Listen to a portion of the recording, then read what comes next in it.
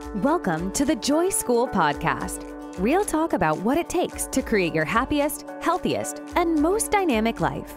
And now, here's your host, transformational life coach, happiness strategist, and best-selling author, Kristi Ling Spencer. Well, hello, my friends, and welcome to another episode of the show. So glad you're here with me. It is a beautiful fall day where I am here in Houston, and finally the temperatures are below 150,000 degrees. I think everybody here is celebrating. It's pretty nice, and I want to apologize in advance. There might be a little noise in the background today because we do have some construction going on here at my home. We're having some new doors put in, and every now and then there's a random bang in the background, but I had to get this episode done for you all today. And I'm excited for our topic because I posted recently about this on social media and it really resonated with a lot of people. So we are going to talk about letting go of things that you've outgrown to make room for the new. So in the years that I've been coaching, one of the things that I hear the most is that people feel stuck or stagnant in their lives, right? They feel like blah, like nothing's happening, and they also feel bogged down at the same time. Well, a lot of those feelings come from the fact that sometimes we let things remain in our lives that we've just simply outgrown. And when we can take stock, when we can really look around at all the nouns in our lives, right? Persons, places, things, and see what it is that is weighing us down, that is not a big yes to us anymore. Have you ever had that feeling where you're looking around your home and you see all this stuff that you're like, I don't even like that. Why is that in here? But then you still don't get rid of it. It sits there for another year or two, whatever the thing is. So many things in our lives are like this, including obligations and things that we've said yes to that we've totally outgrown. But for some reason, we keep on doing it, right? We keep it on our calendar, even though it's not speaking to us anymore. There are some relationships that we outgrow, and we need to look at that, and we need to look at whether we might need to create some distance. It doesn't mean you have to cut people out of your life. It just sometimes means that you need a little distance to make room for other relationships that are a match for your energetic place that you're in right now in your life and where you're going, right? And a lot of the times it's things. So sometimes I've heard people say that they feel weighed down by their closet, but they don't know where to start. So my advice there, and a closet is a great place to start because I don't know about you, but for me, when I clean out a closet, it gets me on a roll to go around the house and clean out other areas, and really gets my mind in the place of being very discerning of what's around me and what's not a fit for my life anymore. So a closet is a great place to start. And my best tip for that is, I know this sounds overwhelming, but take a day and take everything out of your closet. Lay it on the bed, lay it on your chairs in your room, whatever you need to do, and really look at everything, and then only put the things back that are a big yes. You'll be surprised how effective this is. Everything else goes on consignment or in boxes to go to charity for other people to enjoy who might be in alignment with those things right now, right? So start there. So looking at our lives and being truly honest with ourselves about the things we've outgrown, and then creating plans to distance ourselves or filter those things out of our lives can make a huge difference in, first of all, creating breathing room, right? I think part of the reason we feel stuck or stagnant in our lives or a little overwhelmed or blah is because we don't have enough breathing room. And by the way, there are electronic things that we have outgrown too sometimes, such as pages we're following on social media, or even a social media platform that feels more draining than it does like it's serving us anymore, right? Personally, I don't go on X/Twitter very much anymore at all. Every now and then I throw up an announcement or some information for the people that follow me there. But really, that platform started not being a positive thing in my life. So I realized I'd outgrown it because I used to love it back in the beginning years ago. But I realized I'd outgrown it. And so I've stepped away from it a bit. I actually really enjoy Instagram quite a bit because the photos and images there, and there just seems to be more positivity in general. And same with Facebook. So shout out to my Facebook community and my Instagram communities. I love you all, and I'm so glad to be connected with you there. But, you've got to look at every area of your life, and you can't overlook your electronics because that is such a big part of our lives. So I've got a couple more tips here for really taking a step back, looking at our lives and looking what we've outgrown. So one of those tips is that really take some time, even if it's just a few minutes, and close your eyes and listen to what your intuition is telling you about what might be in your life right now that isn't serving you anymore, or that you're just not feeling, or that isn't a big yes anymore. Really let your gut, your inner voice, your intuition speak to you, and keep a pen and paper nearby, because sometimes, I don't know about you, but for me, my intuition will speak to me in lists or bullet points. And that's also how I journal. I know many of you who listen to the show are very aware that I love bullet pointed lists, but really keep a pen and paper by, and then close your eyes, tune in, and ask your inner voice, what have I outgrown? What do I need to let go of right now? What is not speaking to me anymore? And sometimes some of the things you've outgrown are opinions. So I know that I used to have opinions about certain things that I have completely changed on now as I've grown and evolved in my life. And it's interesting because some of those opinions were opinions that I had my entire life for years and decades. And as I grew and evolved, and as things changed, as my life changed, as the world changed, those opinions changed. So don't filter anything out when you are really examining what are the things in your life that you've outgrown.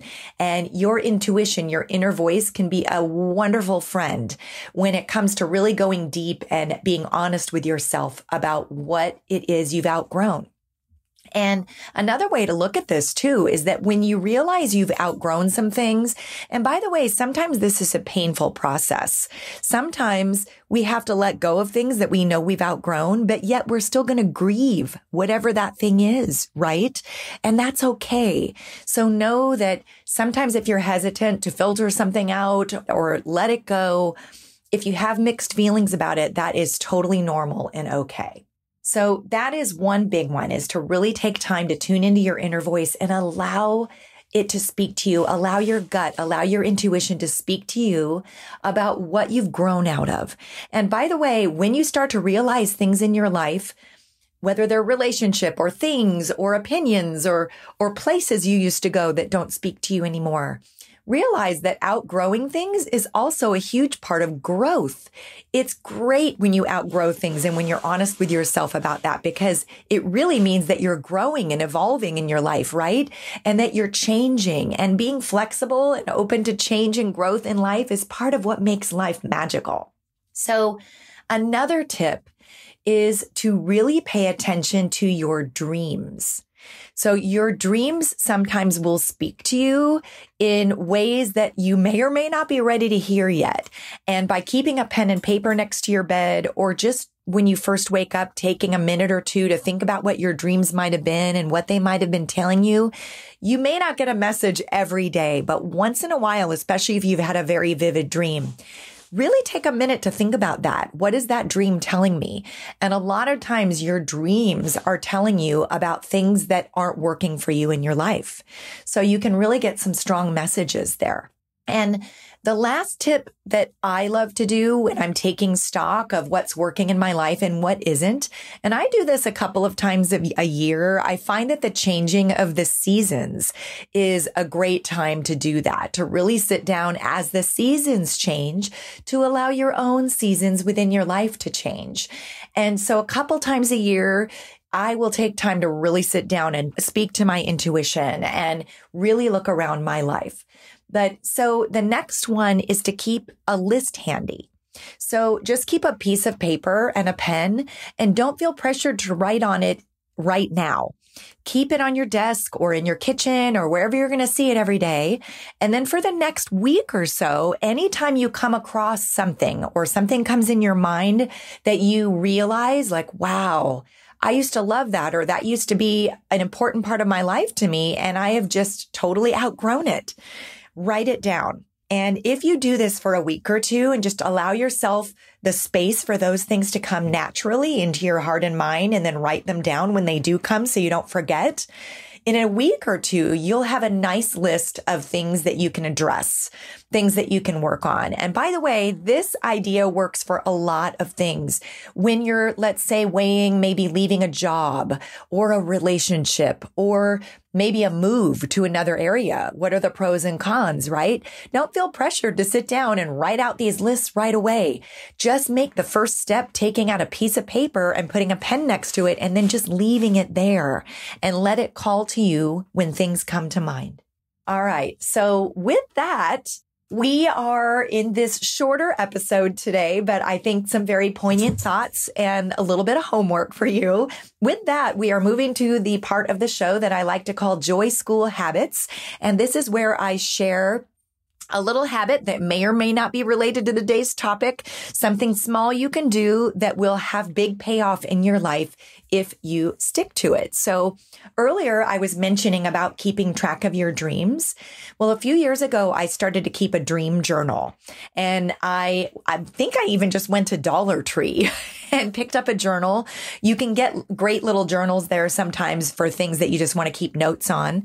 And whenever I did have vivid dreams, I started to write them down. Even when I didn't get a message or a hit of any kind right away, I would write them down. And believe it or not, this has been great insight into myself and also the things that my subconscious is trying to tell me in my life.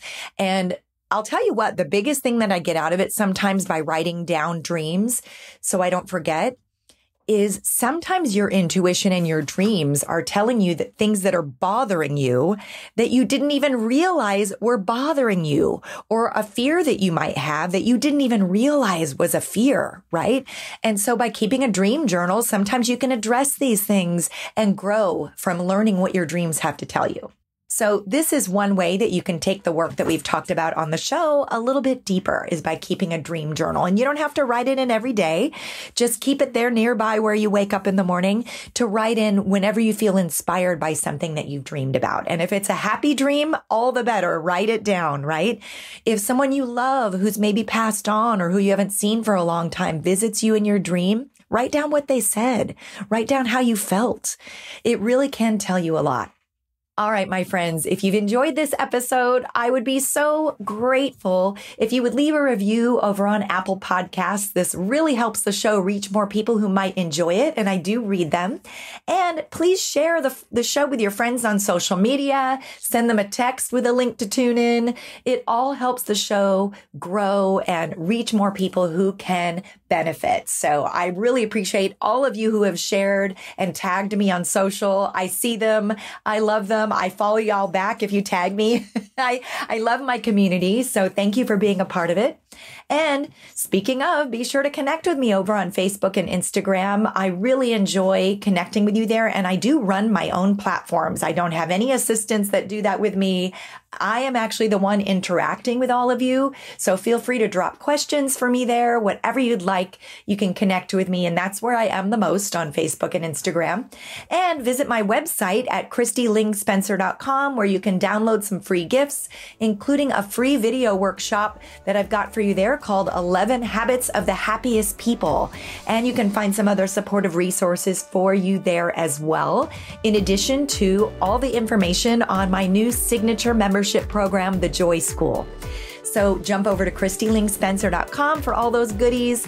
And I am sending you all so much love. Until next time, remember, you've got what it takes to create more amazing days.